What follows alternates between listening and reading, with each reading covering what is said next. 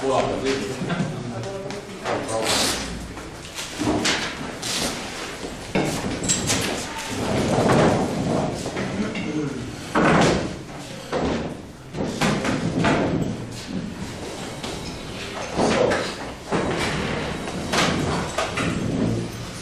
I would like to continue with the discussion about fiscal policy. And now, after the last week's introduction, I would like to go into the theoretical part of the whole story. And I will go through the main players, the main procedures, probably this week and probably the week after. Who are the main players of the fiscal story? What are the main procedures, like planning, like implementing or auditing, that kind of stuff.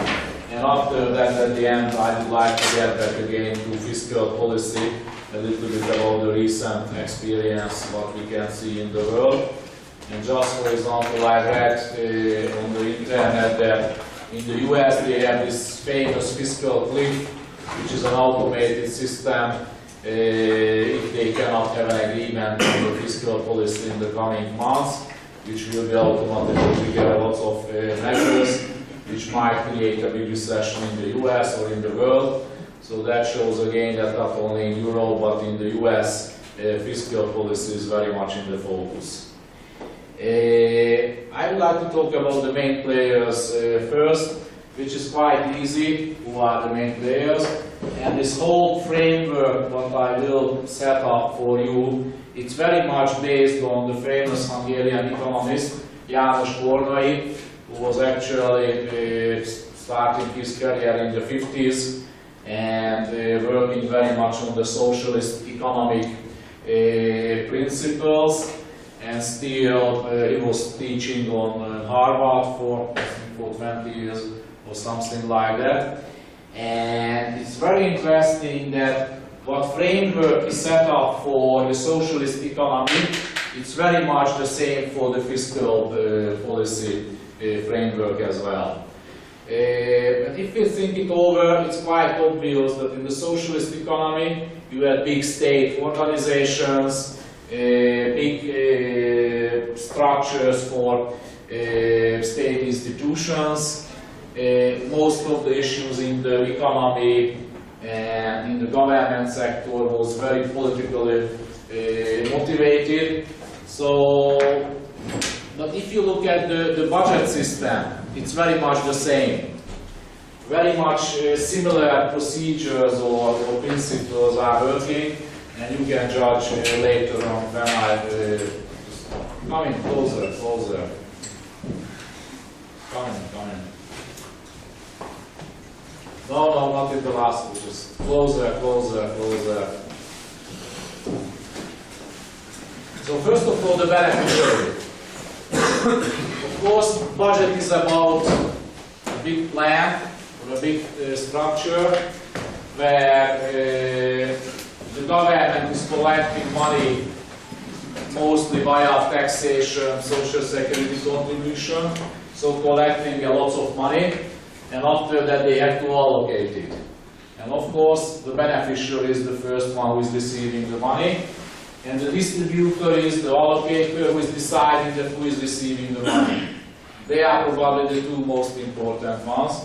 And I have here the double personality player, which means, and I will go into the details, that there are players in the whole system who are sometimes beneficiaries, but sometimes allocators or distributors, depending on the situation, and I will give you some examples. And there are, I call it external observer, but anybody who is not part of the receiving and distributing money, but might have any influence on the fiscal procedure, and we know there are lots of players who might have influence on the fiscal policy, on the fiscal procedure. So there would be a number of other players. Let's start with the beneficiaries. What is their motivation? What they would like to achieve? Of course, it's quite easy to say get as much as money as possible, and that will be the conclusion that what are their main motivations during the whole fiscal story? First of all, and it's quite obvious, I think, for any organization, that they would like to get some kind of safety and they would like to survive. So you will never ever meet with anybody in a budgetary institution or in a ministry who would say that, okay, we have finished our job, it's over, I would like to be fired. That's usually not the motivation. And of course, it's relevant for any multinational company. You will not really meet easily people who would like to be fired because they don't want to continue with their job. So their first motivation, they would like to survive. They would like to have more safety as possible. Second one is money. If someone in the whole procedure has more money, it means that probably they can get more resources, they can implement their task more efficiently. So money is probably the second one. And power, it's very much related to money, but it's a little bit more. Mostly in large organizations, but even in smaller ones, people who are in charge, they would like to have more and more power. It helps their life, it helps their goals to be achieved, and it's easier to manage the whole organization if they have more power. And what do we need if we want to have more power? We need a larger organization, we need more people, and at the end of the day, to have those ones, we need more money. So if someone anywhere in the, let's say, in a military organization, in a hospital, in a university, in a research and development institute, or a ministry, always you will find people who are saying that we need more people, we need more resources, and of course we need more money, because that's what is needed to implement the task, what is very important, what we have to do. The fourth one is, and that's again in the market system, in the competitive sector, in the business sector, it's very relevant as well. Benchmarking, reference. That means, and very good example in the health sector, for example, in Hungary. If, for example, in Debrecen, they can buy a very nice new machine which is much better to diagnose people's sickness. MRI, CT, and all kind of stuff. Cost huge amount of money. But if they were buying one in Debrecen, you might be sure in Nyíregyháza or in Szolnok, the head of the hospital would like to get the same one, because he doesn't want to be lagged behind the other hospital. Of course, the Szolnok director doesn't care that is this really needed. Of course, it's better if his patient doesn't have to travel to Debrecen or to Budapest. Of course, it's more convenient if they can stay in Szolnok. So that machine costs, let's say, 10 million euro or dollar. It's a huge amount of money. But if they have a reference that there is someone who has such kind of machine, they would like to get the same. Probably one of the most obvious examples, and it's the competition is very clear in the military system. So if the Chinese are reading or somehow figuring out that the US has a new kind of military equipment, if the Russians are figuring out that the Chinese have some new one, if the Americans are figuring out somehow that the Russians have some new equipment, some new kind of system, and actually history is very much about that kind of competition. So if the US military generals realize that the Russians have some new rockets with some new technology and the US could be in danger, they will go to the Congress, they will go to the President of the United States and ask him for 20, 30, I don't know how many billions of dollars to have the same or even better rockets than the Russians have. And of course the Russian generals are doing the same one. So the Pakistan generals, when they realize that the Indians has a atomic bomb, they want to have the same bomb, or vice versa. So that's a kind of competition is probably the more obvious in the international field, in the military field. But that's relevant for everyone. Just very cafeteria system is different in every ministry. So I'm always hearing, for example, examples from my old ministry that in the other ministry they got cafeteria buying clothes. So they got more vouchers for food or vacation. So this kind of benchmarking and references is a very important element of the whole motivation of the fiscal procedure and trying to get money from the system. So that's a very important. Just a very last funny example. Maybe I'm telling you a big secret of the Hungarian system. But when I was negotiating with the foreign ministry, with the secret service, with the cultural ministry, with the foreign trade ministry, they were always telling me that in all the embassies in Hungary, that the other people are receiving more money. Then they always thought that, for example, the foreign trade ministry people has the best car in Singapore or in Tokyo or in Berlin because they have more money, and it doesn't make too much sense that secret service people has worse car than the others. So how can on earth it's possible that we don't have the same cars? So that kind of benchmarking reference is a very important and a very strong part of the whole story. Shortage signals. And that's, I have to mention again Mr. Cornell, because probably his most famous book is about, it's The Shortage. That was the title of the book. And he actually built the whole theory on the shortage of the socialist economy, that we had a shortage every aspect of the economy, and that's created the behavior of the socialist economy, how the different players were behaving. And that's very much why it is relevant for the budget, because in every country, starting from the United States and from Sweden, let's go to Pakistan or Zimbabwe, if you ask anybody from the society, or any teacher, any professor, any scientist, any policeman, that have you got enough money from the budget? Can you get more money and spend it rational, and would it be possible to spend it efficiently? Or would it be absolutely necessary to get more money? I'm sure 95% of the people in the world who is related anyway to the budget, and starting from California to Zimbabwe, people will say yes.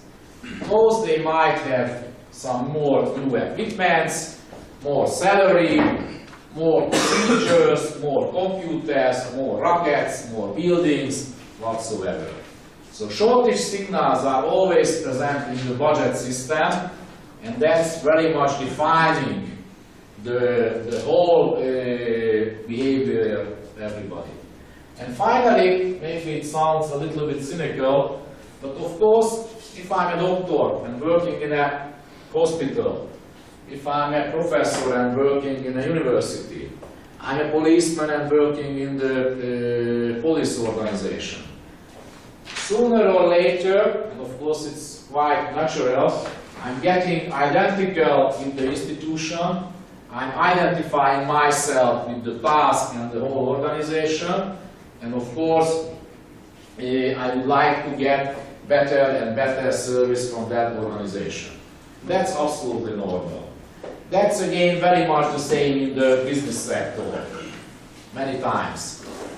And of course, if I'm feeling that I'm identical with the problem, with the institution, I would like to improve the efficiency of the institution. I would like to get more efficient operation. So that all leads to one kind of direction. And the main motives actually leading to the situation where everybody is saying in the budget system that we need more money. So the beneficiaries, they are always, and I think all over the world. If you have different examples, I'm ready and happy to hear those examples, if you have many of those. But people are saying that we need more money, we would like to get as much money as possible.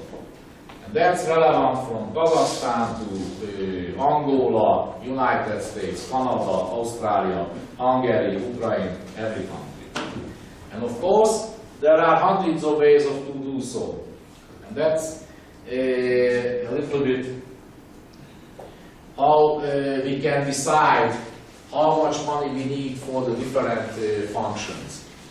And the hundreds of ways of trying to explain the situation, trying to convince other people to get more money. Actually, I was almost in the situation when I was in the distributors world.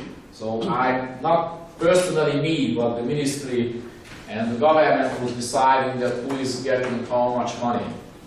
And of course, they tried, the other ministries tried to not blackmail us or not corrupt us, because in the budget system at the very macro level, it's quite rare. I never really heard about corruption.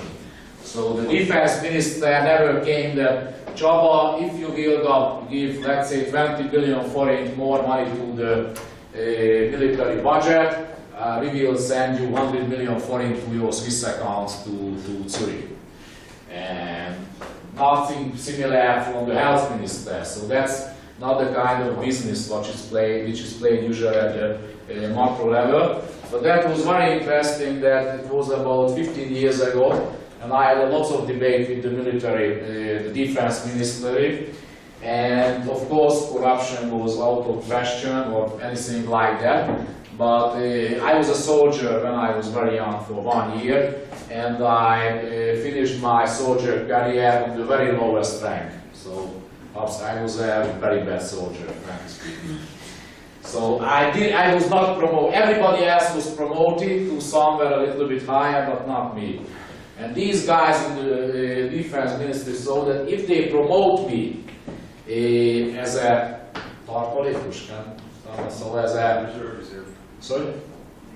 as a reserve soldier, I would be happy. So they nominated me as a lieutenant. So I'm a lieutenant of the reserve, lieutenant of the Hungarian army, which is very strange. And they didn't get more money. So that was not something what I was really appreciating from that. So that shows that what kind of roles or what kind of tools different people and different institutions trying to use.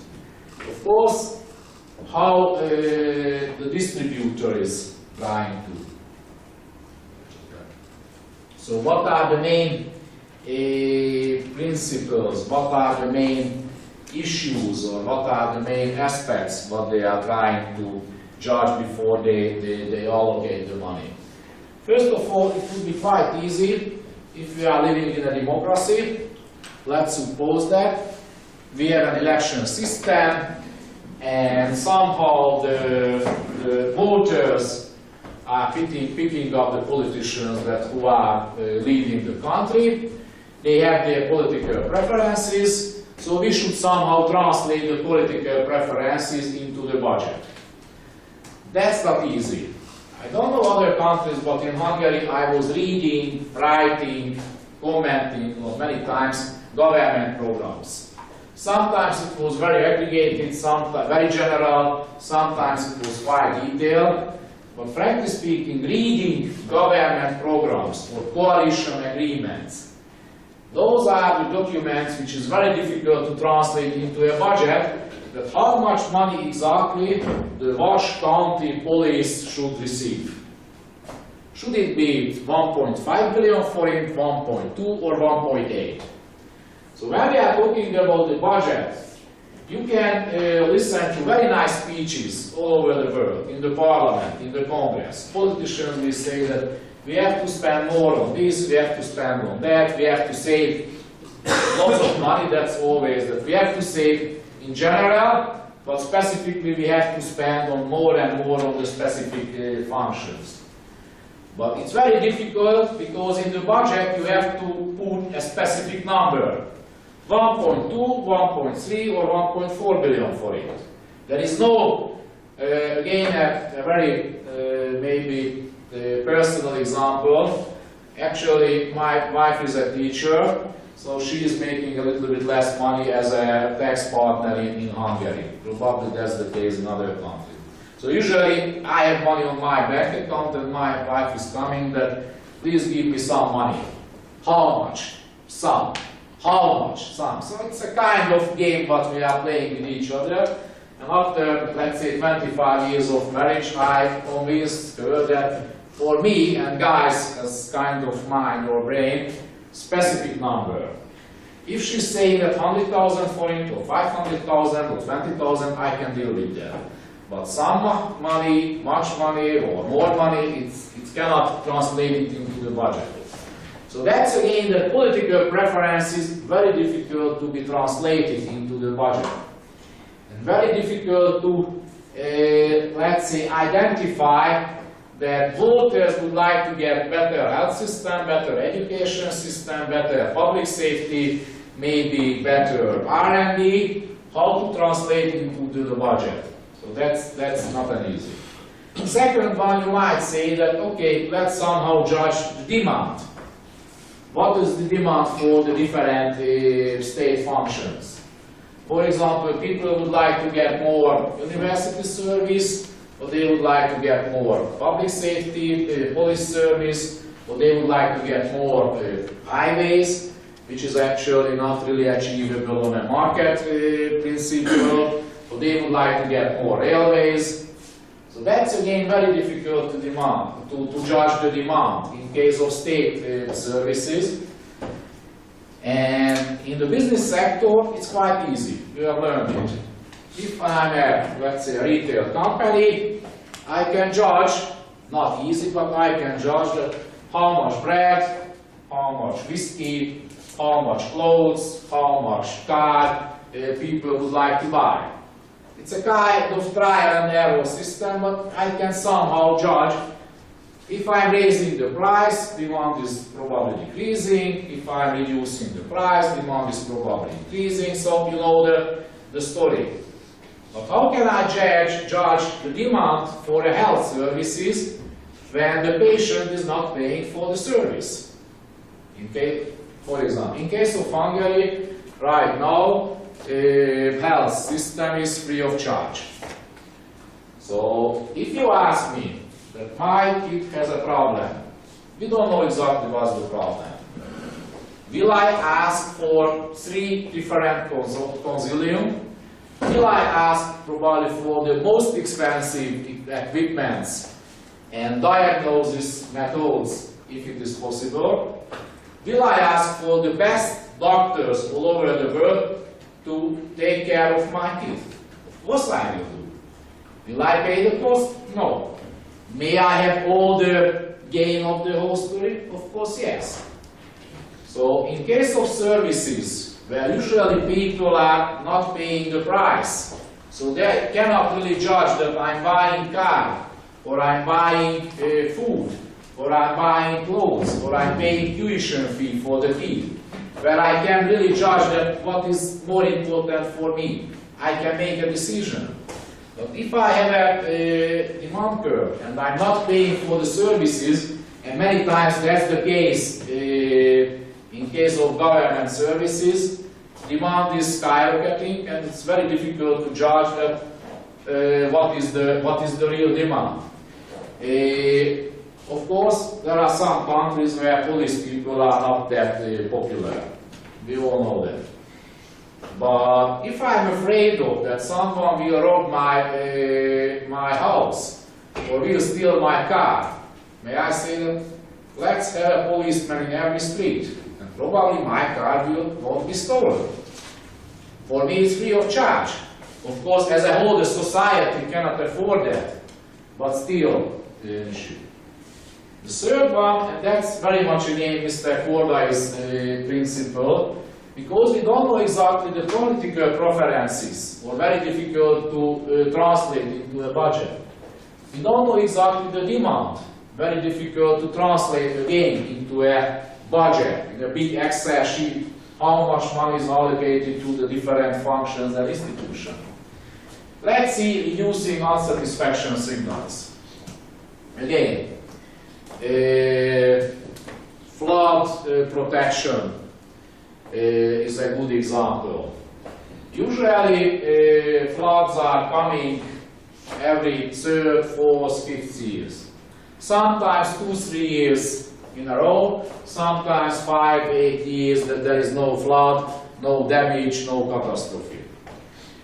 And usually when 2-3-4 years was already peaceful, there was no problem, and the water ministry is asking for the money, probably the finance ministry is saying that why we should spend more money on that, this is not a real problem.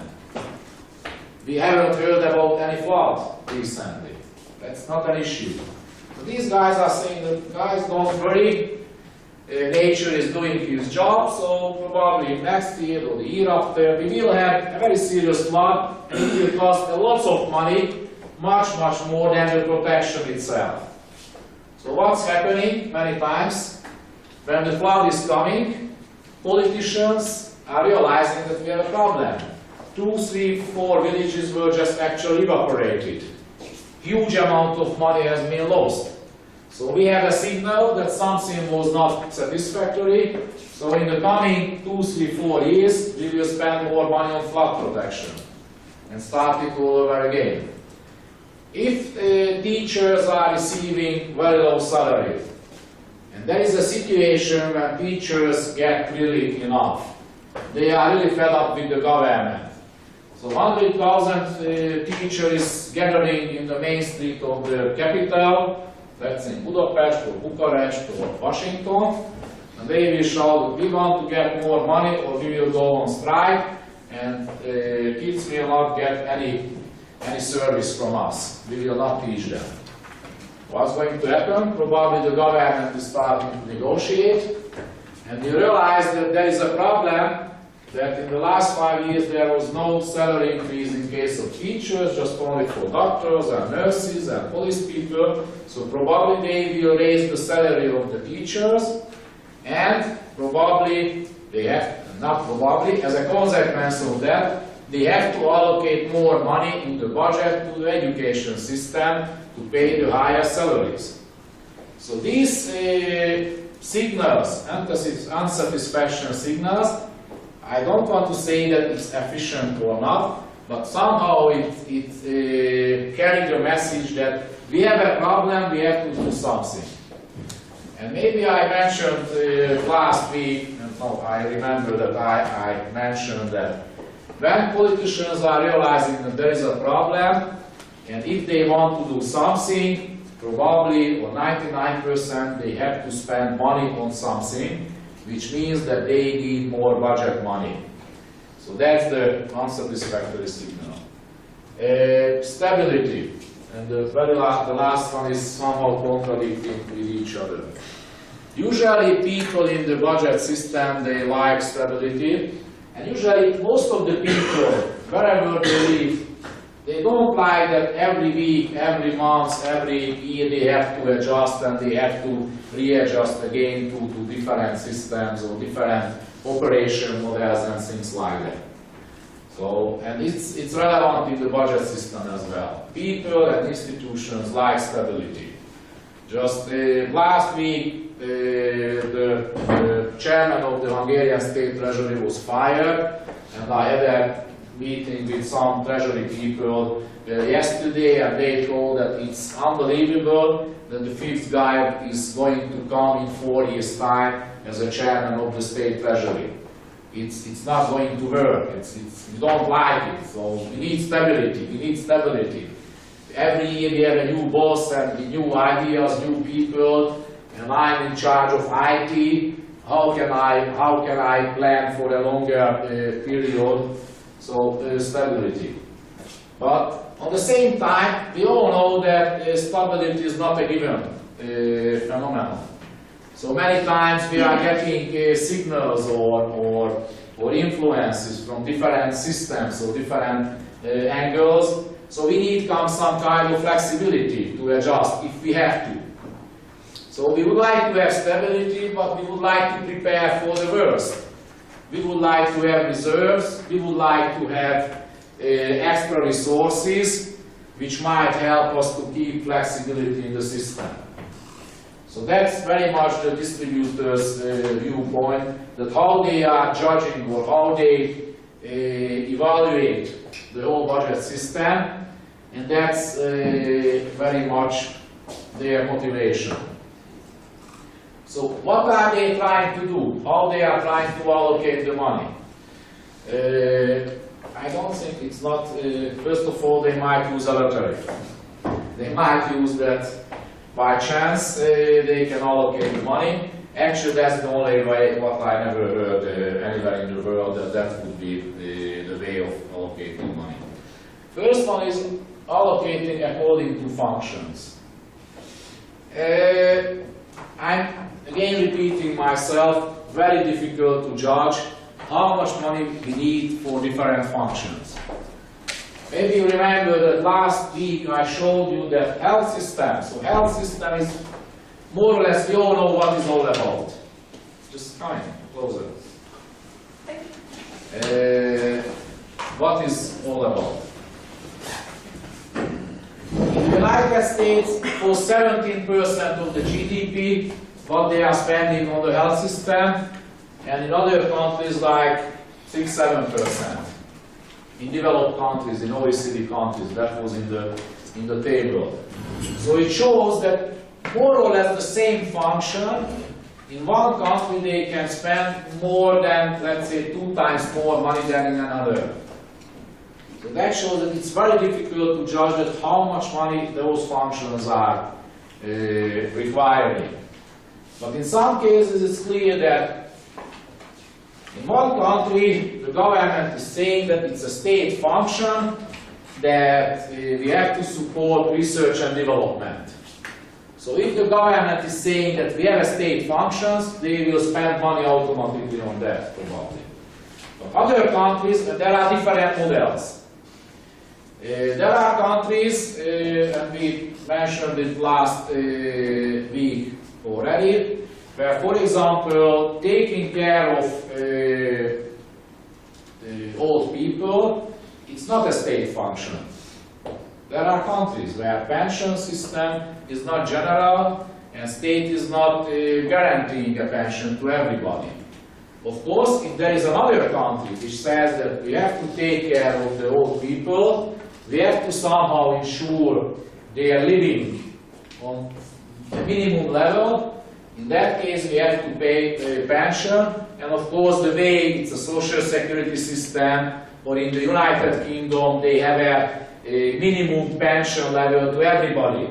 So if someone was not paying a single British pound of social security contribution or in his or her life, but still will be entitled to a minimum pension if he or she is a UK citizen or a UK resident.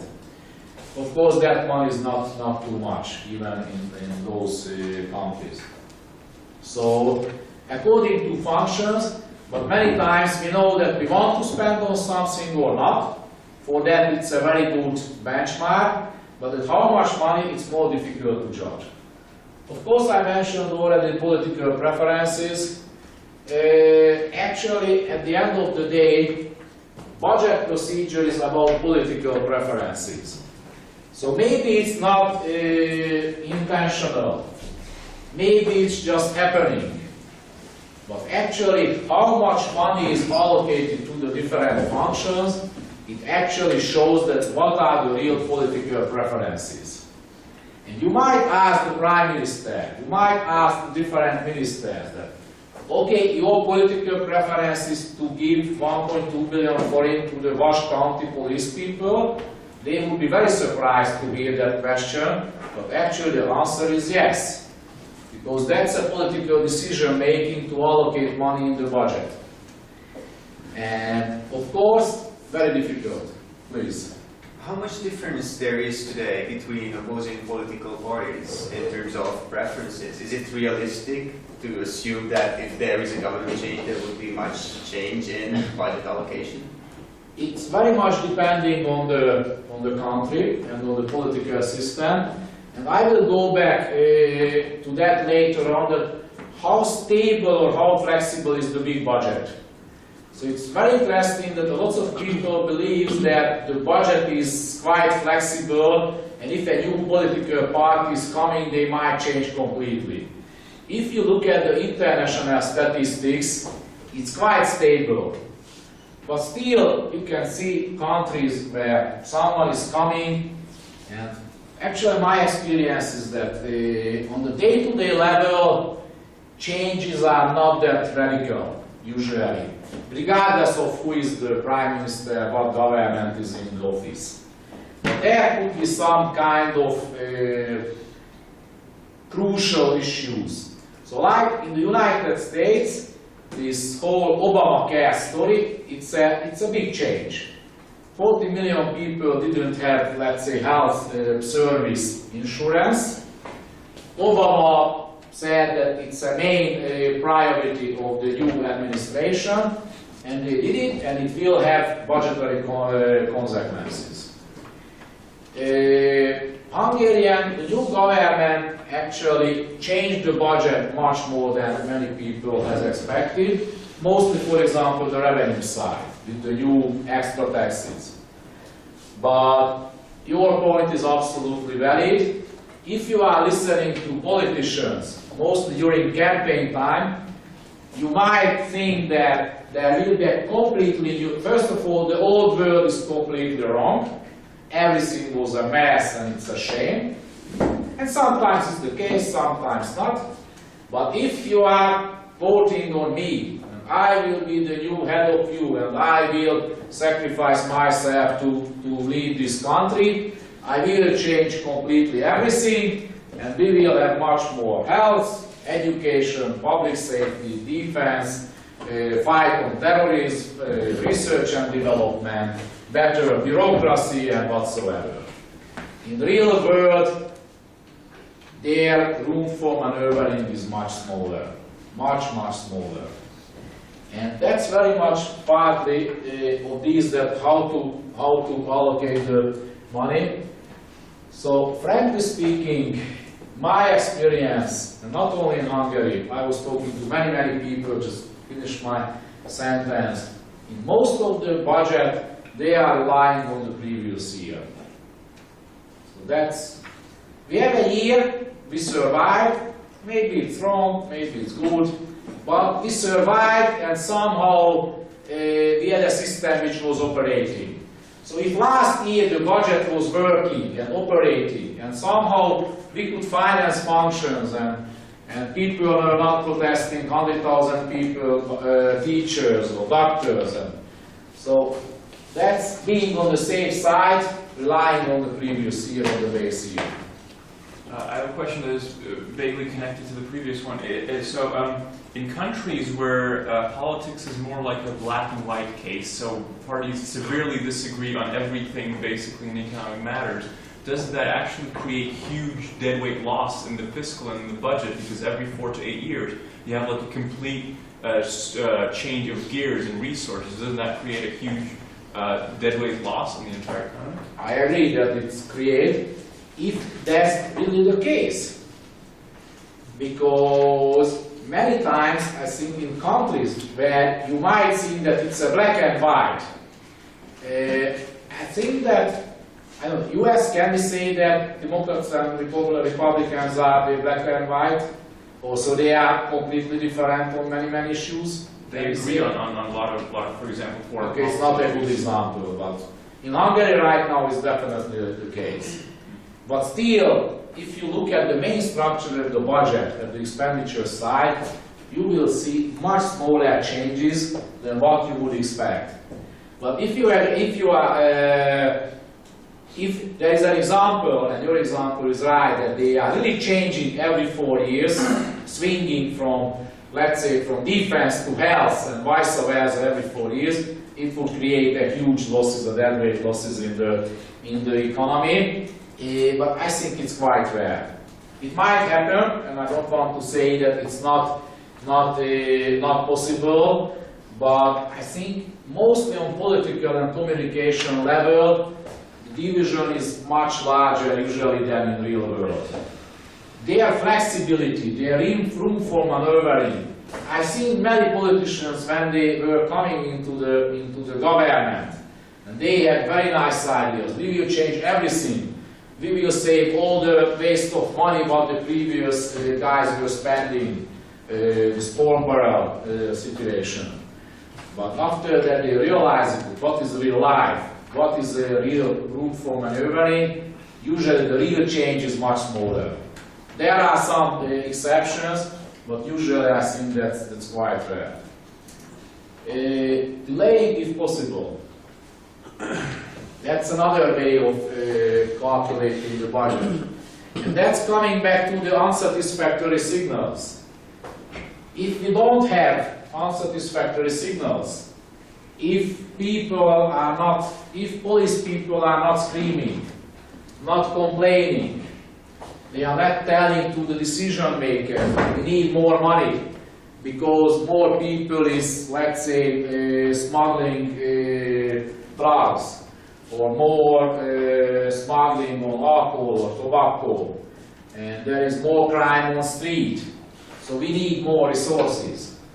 If the politicians are not receiving those signals, of course these are sometimes coming from the media, but from the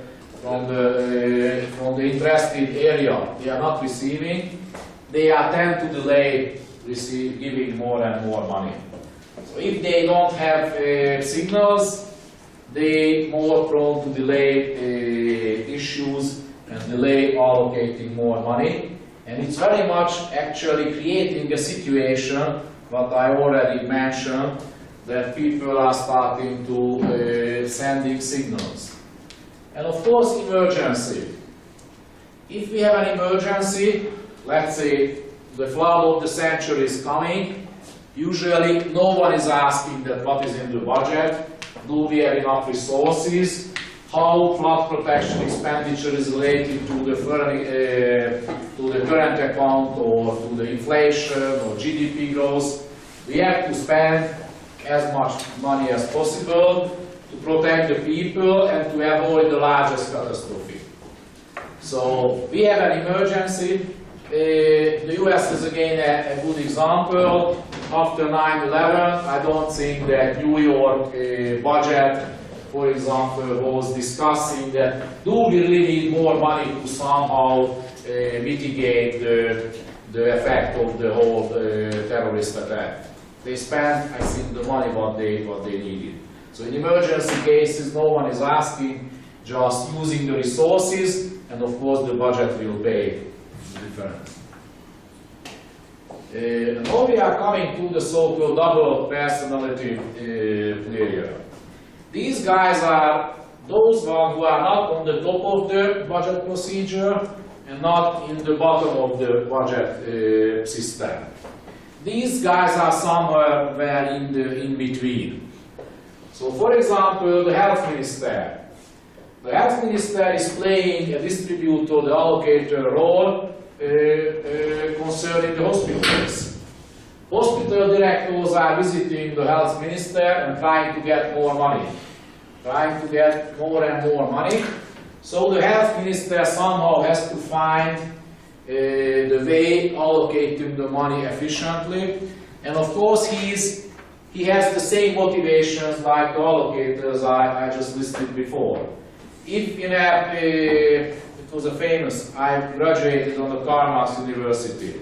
That was one of the best examples on that. It's the Vámház körút, Dimitrov tér, Hungarians might know it. It's Vámház körút, a big old customs building. And in 1881, a very big chunk of the roof was actually falling down behind the professor. which means that 30 years no one was spending a single forint on the whole building, so they saved a lot of money. But because of that part of the roof fall down and killed almost 1 people, they closed the building for 2 years and spent huge amount of money. So that's again an example that how allocation is coming. So for example, when the education minister realized that in the Karl Marx University we have a problem, they spend more money. But of course, what's happened after that? He gave the more money to the guy who was in charge of the university in that time, but of course he had an issue. So he went to the József Hotel, where the Minister of Finance headquarters is, and he asked more money from the finance minister. So this is where it's coming, that the minister itself is allocating money to the hospitals, to the universities, to the police departments, to the military bases, to the research institutes, and to the land registry institutes, to the ports, whatsoever. But on the next day, he's visiting the Minister of Finance and asking for more money, because it's decided in the Ministry of Finance and finally by the government and of course by the parliament, but really the real decision-making procedure is very much in the Ministry of Finance. So they have this kind of double personality, that in one day they are allocating money, but the other day they are requesting or demanding more money. So that's why I told that it's somehow they have this kind of double personality.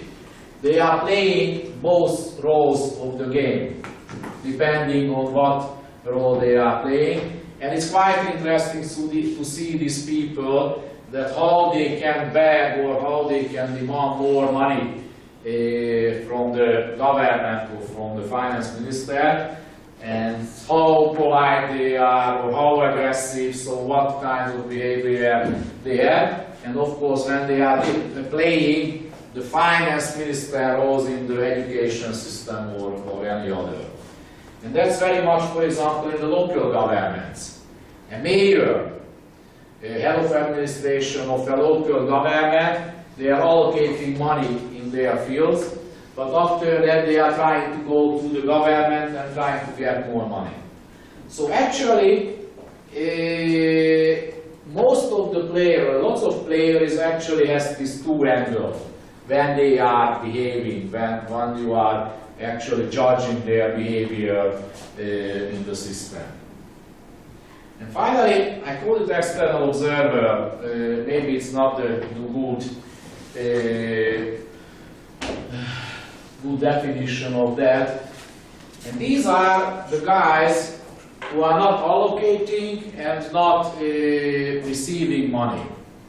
And in some sense, it's might be misleading, because almost everybody is somehow allocating or receiving money, because taxes paid by almost everybody, or one way or another. But when we are looking their role in the budget procedure, we are not treating them as a budgetary institution, but we are treating them as an external observer. They could be many of them. So for example, a rating agency could be an international organization. So the IMF or the World Bank or the EU is not part of the budget procedure in Hungary. They are not allocating money in Hungary and not receiving money from the Hungarian budget. And now here I made a mistake, a small one, because we are getting some money from the EU because of EU funds. We are paying money to the EU because the EU is receiving his revenue actually from the member states. But for example, the influence of the European Union macroeconomic fiscal policy part is actually not based on that transfers vice versa back and forth from the member states, but they are focusing on the fiscal policy and the fiscal stability story. Market players, they sometimes might have very influential role. So let's see, for example, a rating agency. The rating agency is actually giving a rating, what a surprise, about the country. If Hungary is receiving a AAA ratings from Moody's and Standard & Poor's, that means that probably we should pay only 1.5% interest rate on Hungarian government bonds. If we have a triple B or double B ratings, that means that we have to pay 7, 8, 9% interest rate. The difference could be huge. So only with the ratings, and of course the rating is a kind of mirror, so I don't want to blame, however sometimes they deserve the rating agencies, but they have some influence.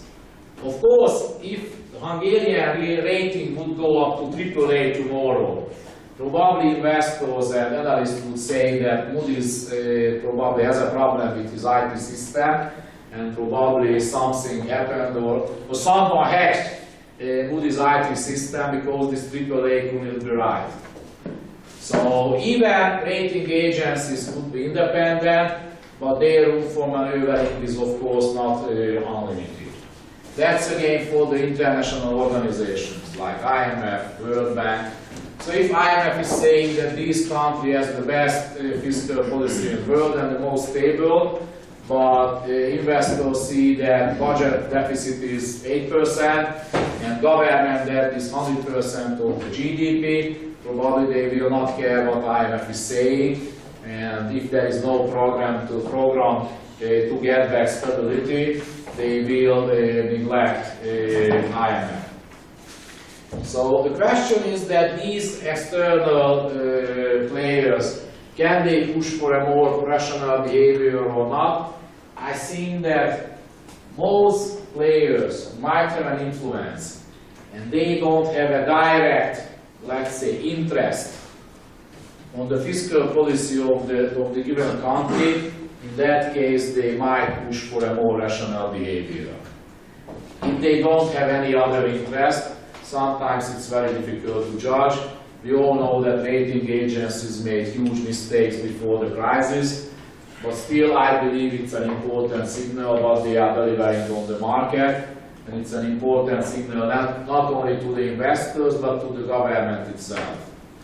So, for example, last year, when the Hungarian current minister has realized probably in 1 or 2 days we will be downgraded by, I think, S&P, Standard & Poor's, he announced immediately that we are starting negotiations with the IMF. And that helped again, and that helped immediately to stabilize the situation on the market. Actually, we all know this long saga, so it's another story that what's happened after that.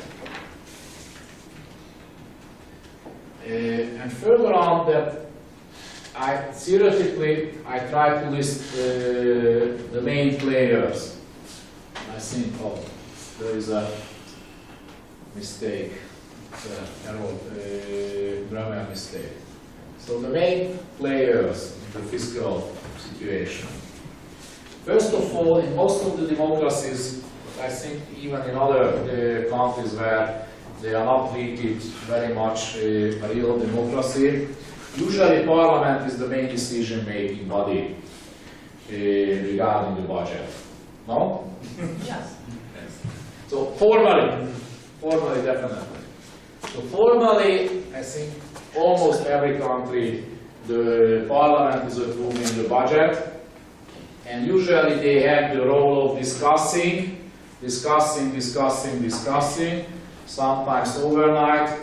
I spent a number of nights in the parliament usually when I was working on the budget, and at the end of the day they put the final stamp on the budget, so the final approval is actually coming from the parliament.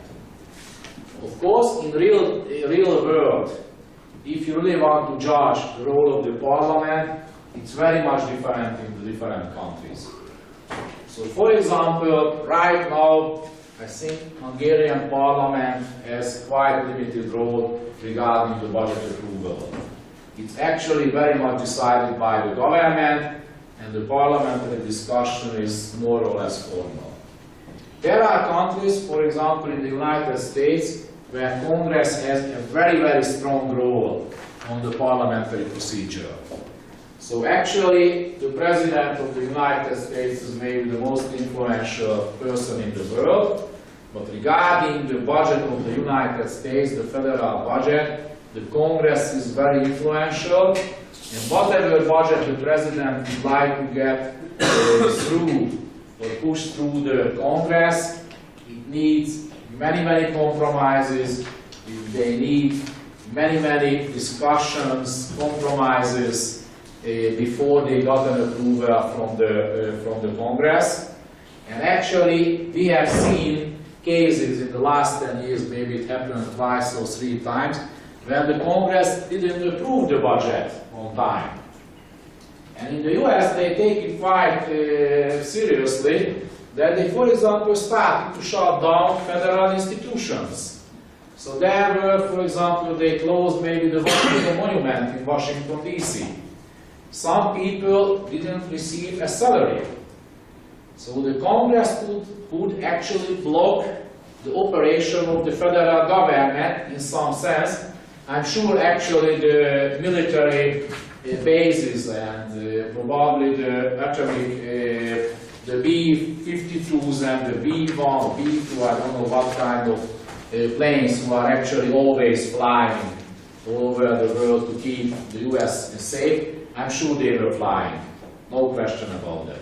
But they shut down the Washington Monument, which is maybe 200 meters from the White House, to show that we have a serious issue. The Congress didn't approve the budget, so we have to do something, and it took, let's say, 2-3 weeks before they finally got the budget. So in real world, Parliament might have different role. Sometimes their approval is formal, sometimes they are the real decision-making body. Next player, what is, I listed, and it's quite a new one, let's say 5-10 years ago, when, let's say, I had the same, maybe the same slideshow, this second one was not here. Actually, CPO, do you know what is CPO? Congressional Budget Office. Congressional Budget Office. It's a very special US institution. Actually, I was probably the first Hungarian visiting that institution in 1988. I was quite young at that time. And they told us that because Richard Nixon was a president during the 70s, he was lying so much. He had not only the Watergate, which was the cause why he failed or had to resign, but he was lying so much to the Congress about the budget. The Congress got really upset, so they set up their own budgetary institution. It's a kind of research institute and a kind of advisory body. So it's a very strange animal. They have very good studies on the budget in the US. So they have some kind of controlling, advising role to the Congress, and very important that they are independent from the administration, so they work for the Congress. They are not related to in any way to the administration, to the president or to the OMB. The Fiscal Council, it's quite a new phenomenon, and I think probably shows the best how the fiscal policy is changing, or the judgment of the fiscal policy, or the role of the fiscal policy is changing. I mentioned, and you learned it already many times, that monetary policy became, in many countries, actually independent from the government. Because politicians have realized that if politicians are in charge of monetary policy, they will not really care about inflation, and probably if the politicians are in charge of monetary policy, it will lead to higher inflation, which has all the problems what you already very much know. But fiscal policy is a different animal. Actually, fiscal policy is the heart of policy making in a country. I already mentioned politicians want to do something, they need money. when we all know that politicians tend to have higher and higher deficit on the short run, and many times they don't care about the long-term consequence of a fiscal policy. So, based on actually example of the monetary policy, more and more people is saying that we need to set, or we need to somehow make the fiscal policy independent from the politicians. But in case of monetary policy, it might work, and it could work, and works very well in many countries. But if you take over fiscal policy from the politicians, what on earth they will do? Of course, they will give nice speeches, they will travel a lot and discussing lots of interesting issues with other politicians. What they can do that if you really take over fiscal policy from the politicians? Can you imagine what's going to happen? It's end of the government, or end of the political system. So I think there are, of course, always extreme proposals. But actually it's clear that budget making, fiscal policy is still, and I think it remains for a very, very long time in the hands of the politicians. So we have to find a second best solution to somehow control them and to avoid the risk of overspending and skyrocketing the government debt, skyrocketing the budget deficit. And this is how this fiscal council concept is actually evolved and created. We already have, let's say, two types of fiscal council in Hungary in 3-4 years, which is quite an achievement to say. But there are other countries where fiscal councils are introduced. Fiscal council is, I think, just an aggregate name of an institution. It might have different names.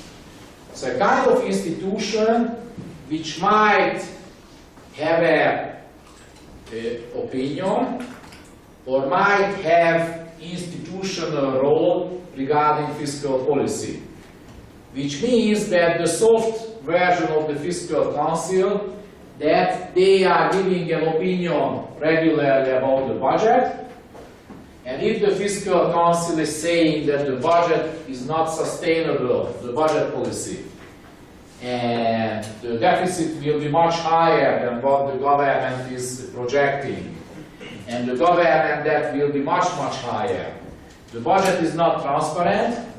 The main concept of that institution, that such kind of opinion will have an effect on the market and will have an effect on the politicians' behavior, that they will change their mind and they will get back on track, and they will be nice guys again.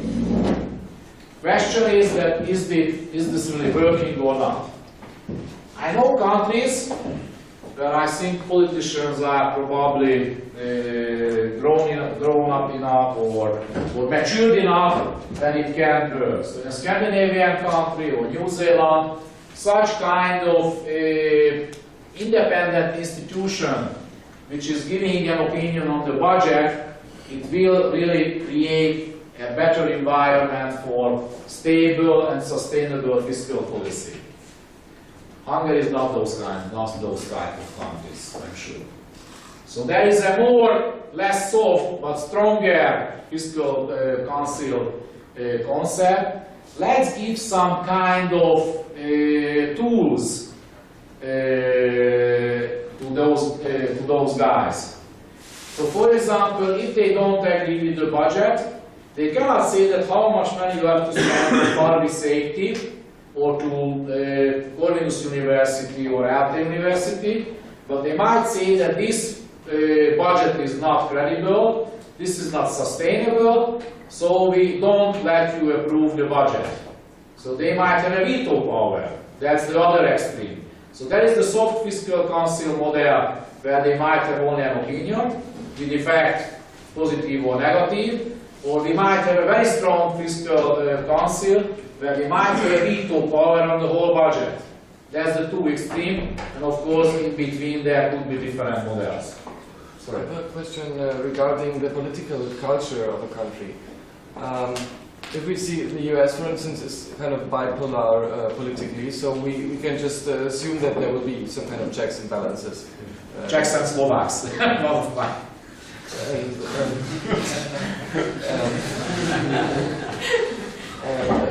For instance, in Austria, where we have a strong orientation for a consensus, and the two major parties are always being in a coalition with each other, we don't have this kind of checks. Do you think that this is dangerous, or that this is more beneficial because it makes the process more easy? I think you're absolutely right. And I didn't mention, but later on, probably I will state that political system is very much deciding how the whole fiscal procedure is working. Absolutely agree that you mentioned political culture, but in a political system, because sometimes it could be cultural, but could be institutional. So for example, I don't think it's a cultural issue, probably it was somewhere in the past, how the election system is working. But right now it's an institutional element that how the political system is working, it's very much the consequence of the election system. So for example, in the UK, where the winner is taking all the votes in individual constituencies, or there are systems, election systems, which are more tend to create coalition governments and things like that. It's probably part of or a consequence of the culture. Sometimes it's happening by chance. But you are absolutely right that this whole fiscal procedure is very much based on the political system. And in countries where the political system itself creates an environment which creates, let's say, a stable, sustainable fiscal policy, in that case, probably fiscal council is, I don't want to say useless, but doesn't make too much sense. If the politicians themselves clever enough to keep a sustainable fiscal policy, maybe we don't need a fiscal council. But those countries where they have always overspending, they have higher and higher deficit, politicians tend to spend more money on the short run, or maybe trying to manipulate the budget. In Hungary, I might tell you different examples from the 80s, maybe from the 90s, and from the 2000s, when actually the government, the finance minister were manipulating the budget, tried to actually mislead the market, mislead the voters, mislead the politicians sometimes.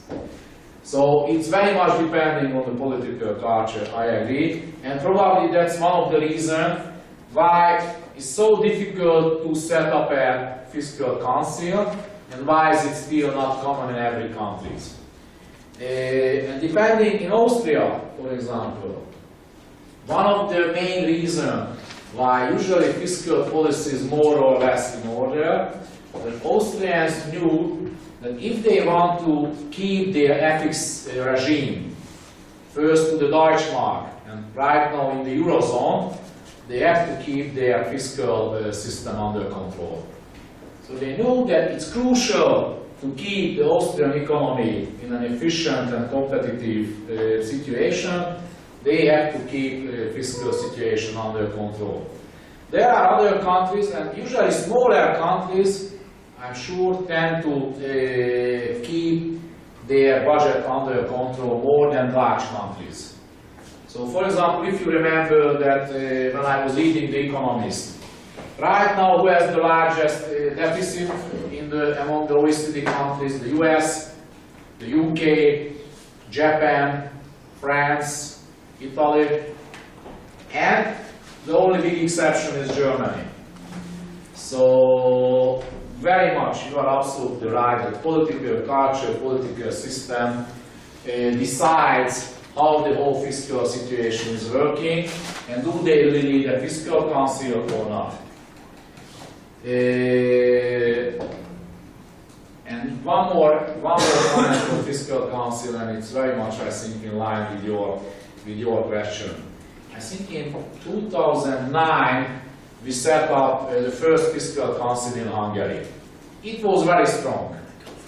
They had to make sure that the government is following 4 different kind of ratios of government debt, which was actually completely stupid. Those different requirements were contradicting with each other. So professionally, it was quite a bad structure what they set up in 2009. And I told to that time to the finance minister, guys, whatever you are doing, if the system is against the politicians' will, they will break these rules. These rules are not sustainable, cannot really work with that, so politicians will change the rule of the game. What's happened in 2010? They completely, first they eliminated the whole fiscal council, they fired everybody from the institution because they had quite a strong research department and a strong analytical resource base, so they fired everybody completely. And they set up a new council with 3 persons. One is the central bank governor, one is the chairman of the state audit office, and the third one is an independent guy. They don't have one single person, one single secretary they don't have. They don't have a budget. There is 3 persons who has to comment on on the Hungarian budget, but further on, they have a right that if they don't agree with the budget, they might block it, and they have a veto power. So it's very strange. The first one was actually focusing on government debt ratios, and they were quite strong on that sense, but they couldn't block the budget. And they had 40 people who was working on the budget. Now we have a 3-person body. They don't have a single analytics or a single researcher whatsoever, and they might have a veto on the budget. If you are interested, it's a political story, so it has not too much to do with the Hungarian budget. Further on, next, was it more or less enough? Sorry, sorry. In Hungary also state audit office that has to be consulted on the budget? You are right, consulted. We have a state audit office, and you are right, it's not here. So we have the state audit office, like in many other countries, starting from the US to the other. It's independent from the parliament, and they have an opinion on the budget. It's interesting that there is 2 models in that sense as well. One, that they have an opinion on the budget before they approve it. It's quite rare actually, that model. And usually they are auditing the budget, that the public money were not stolen and the budget institutions are efficient. So it should be listed up in that. But state audit office has different models as well. In Hungary, not very influential. Probably that's why I missed it from here. Actually, I don't think those are very influential or very significant. So, but you're absolutely right. Back to the third, government. Government is actually mostly in charge of planning and implementing the budget. And frankly speaking, in most of the countries, probably that's the main decision-making, money in real world as well. However, the budget is usually approved by the parliament, but the most important player is the government. Most of the decisions are usually taken in the government if there are serious debates.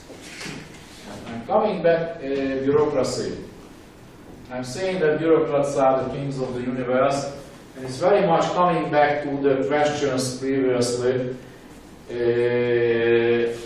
raised, that the budget is a very large system. The budget system is a huge one. I don't know, have you seen the Hungarian budget already? it's the annexes, in case Hungary is not a big country, we all know that. The annexes for the budget is about 750 pages document. The budget itself may be a 150-page document. So we are talking about, in case of Hungary, 900 pages document, that's actually the budget. That's all the information what the government wanted to share with the parliament and with the public about fiscal policy and about the budget.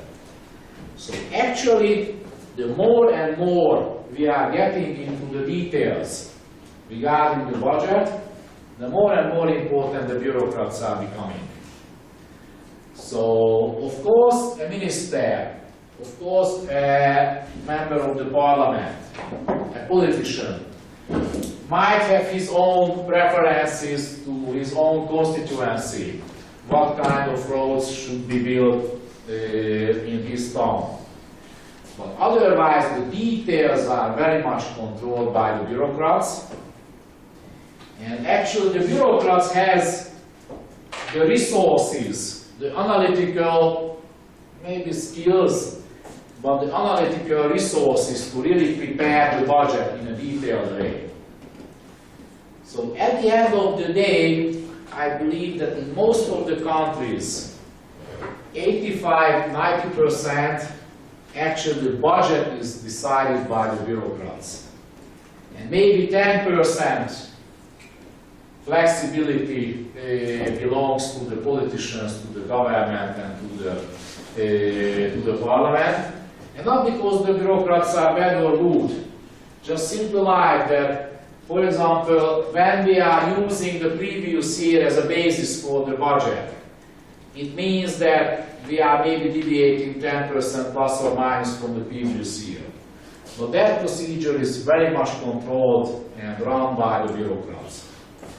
So in many countries, Hungary is one of those, when you ask politicians that what is their problem with the budget, usually they will tell you that we don't understand the budget in a detailed way, we don't trust the bureaucrats, we don't understand what is really going on in case of the budget. And I've heard Hungarian politicians many times that bureaucrats are manipulating us. We have very nice ideas, but these stupid bureaucrats are not let us to do the right thing. If you go to Google, I think you will find many quotes from different politicians when they are blaming on bureaucrats that how much they are manipulating the politicians. And frankly speaking, sometimes that's the case. Sometimes politicians are simply stupid, or they don't have the resources to understand what is really going on in the fiscal system. Taxpayers. Maybe it's strange that I'm already talking almost 1.5 hours, and this is the first time I'm mentioning taxpayers. Because budget has two sides. We have the revenue side and we have the expenditure side. But usually when people are talking about fiscal policy, they are very much focusing on the expenditure side. And tax policy side is more important in case of competitiveness and economic growth and economic effects and things like that. But still, taxpayers has their opportunity as well to influence fiscal policy as well. First of all, and this is why I said that they are voting with their feet.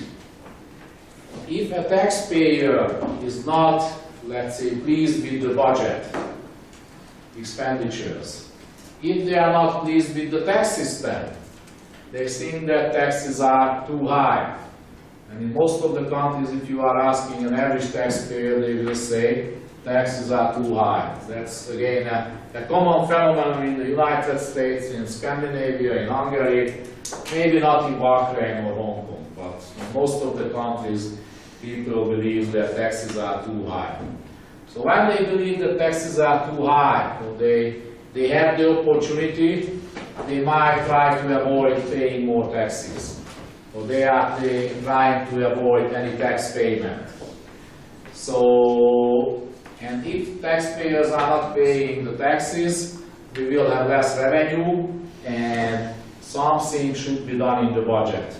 Somehow they have to compensate for the less revenue from the taxpayers in the budget. So even if taxpayers has no any formal role in the budget system, if they are paying more and if they are paying less taxes and contributions and whatsoever to the budget, at the end of the day it will somehow influence the whole budget system and the budget procedure.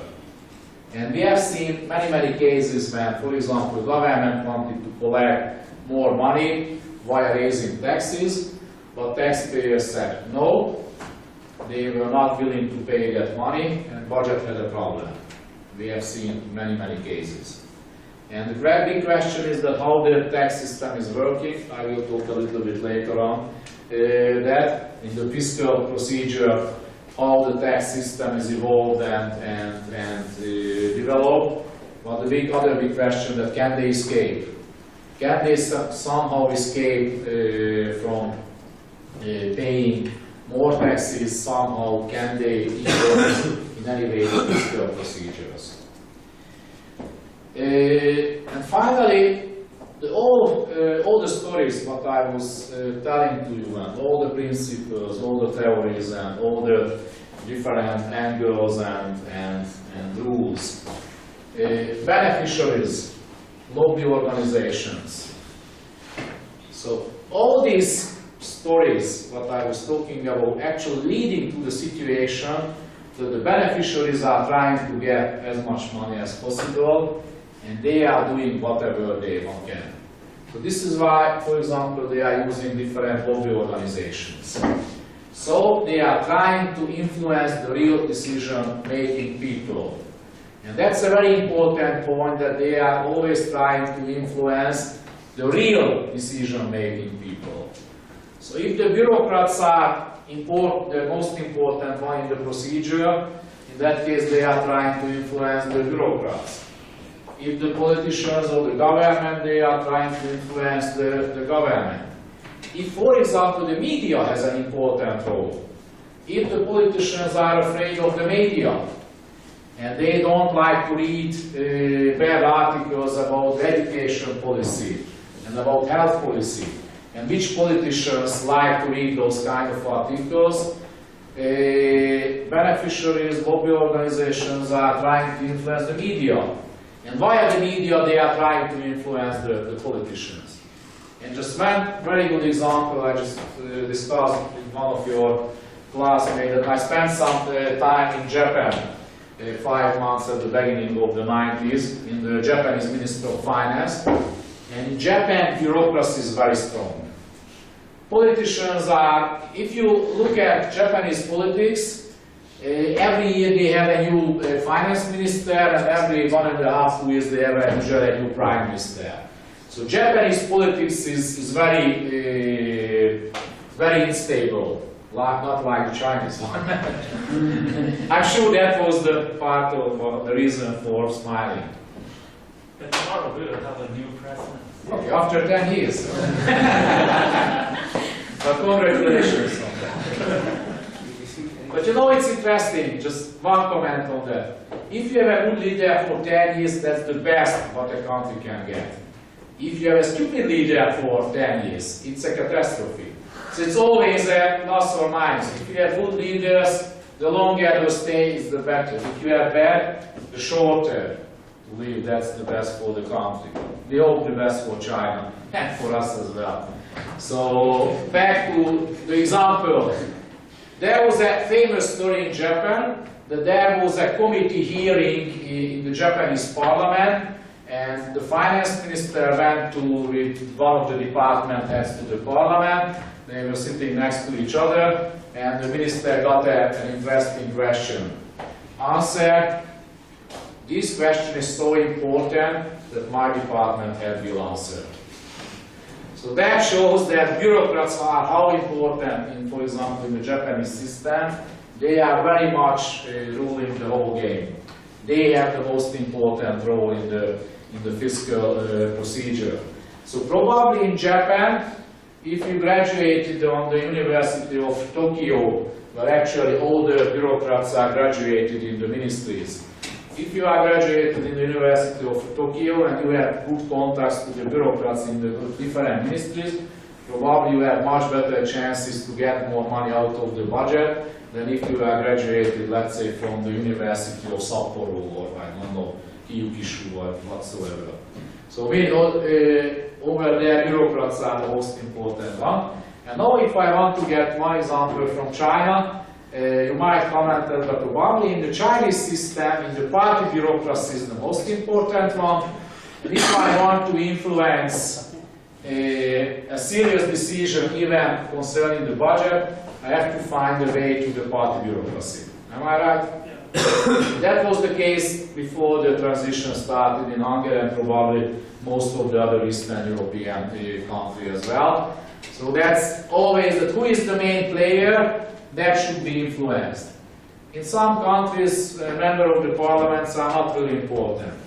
In the US, again, that's a stupid example again, but maybe sometimes it's better than to give other more theoretical stuff. The Hungarian government is negotiating on the US-Hungarian tax avoidance treaty for, let's say, for 8 years, or even longer. And the government and the US Treasury has agreed on the common text and they ratified that about 2 years ago. And the US Senate is not ratifying the new treaty because there is one single congressman in the parliament. He doesn't like 4 or 5 treaty and he can block the whole story. And Hungarian companies, US companies, would like to get the new treaty or would like to know something. When we will have the new treaty, one guy in the US Congress is enough to block the whole procedure, and we don't know why, but somehow they are not ratifying the Hungarian-US treaty. So that shows that it's always depending on the situation in different countries, who is the most important player, and who should be influenced by the beneficiaries. And of course, pork barreling, that's the big risk of the whole budget situation, or the budget procedure. Because I mentioned you cannot really judge precisely the political preferences.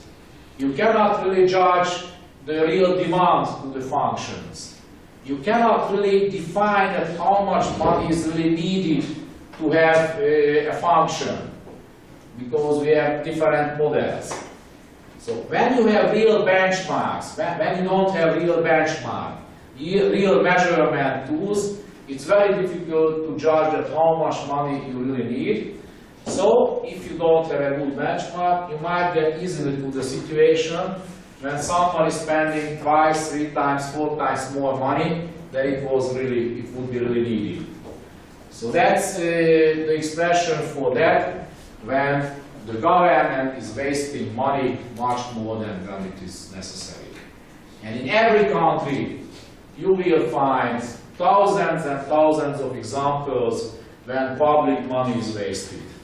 Because of corruption, because of incompetence, because of stupidity, because of, let's say, just following the custom of the country, spending money on things which is already completely useless. Maybe 10 years ago it was important, but right now, I remember that at the beginning of the 90s that was a big issue, that public data protection is how important. And we had to have 3 different ID numbers in Hungary.